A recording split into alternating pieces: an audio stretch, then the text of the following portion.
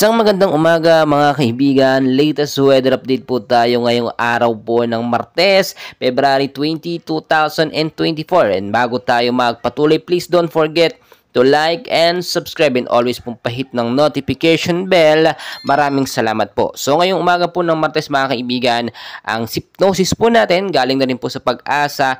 Easterlies pa rin po ating binabantayan na siyang nakakaapekto po sa ilang bahagi po yan ng eastern section po ng ating bansa. Mga kaibigan, tulad po na aking sinasabi, wala pa naman po tayong binabantayang bagyo sa loob po ng Philippine Area of Responsibility. At ngayong araw po ng Martes, mainit po na panahon ang mararanasan sa may bandang Luzon, Visayas at Mindanao, especially po sa Metro Manila, umaga hanggang tanghali. Pero pagdating po ng hapon, posible na po nating maramdaman.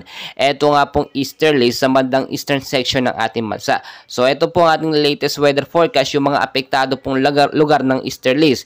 Ang ilang bahagi po ng Visayas, kasama na po ang Palawan at Kalayaan Island, Occidental Mindoro, ay makakaranas po ng maulap na panahon ngayong araw po ng Martes, no? Pagdating sa gabi, mag-ingat tayo sa posible pong mga isolated light rains and heavy rainfalls, dala po yun ng localized thunderstorm at easterlies. Mga kaibigan, tulad po na yung sinasabi, mag-ingat pa rin tayo kahit mainit ang panahon, no? Dahil hindi po natin masasabi ang lagay ng panahon, pabago-bago yan. Minsan, bigla ang pag-uulan po sa hapon kahit wala namang bagyo. Yun po'y dulot ng easterlies o kaya naman po mga localized thunderstorm na pabalik-balik po sa ating bansa.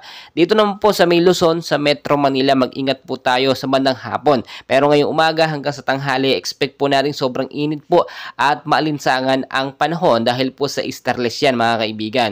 Sa hapon po, posibleng maging maulap ang panahon, bantayan po natin yan. Posible po tayong makaranas mga kaibigan ng mga isolated light rains. Mahinang pag-uulan lamang yan pero posibleng lumakas, so mas maganda bantayan natin. At kung kayo ay lalabas ng bahay mga kaibigan, lagi ko pong sinasabi, always know the weather before you go. Magdala po kayo lagi ng payong jacket o kaya naman kapote, especially mga magbabiyahe, yung uuwi galing trabaho at yung mga papasok sa school, no, lalo sa umaga. Kaya mga kaibigan, no, palagi ko kayong paalalahanan, no, ngayong February, ayon na rin sa Pag-asa, posibleng isang bagyo po ang pumasok sa ating Philippine Area of Responsibility. Maraming salamat mga kaibigan, and please pakishare po sa ating mga kababayan para aware sila at alam po nila ang lagay ng ating panahon. Maraming salamat po at magandang umaga po sa inyong lahat.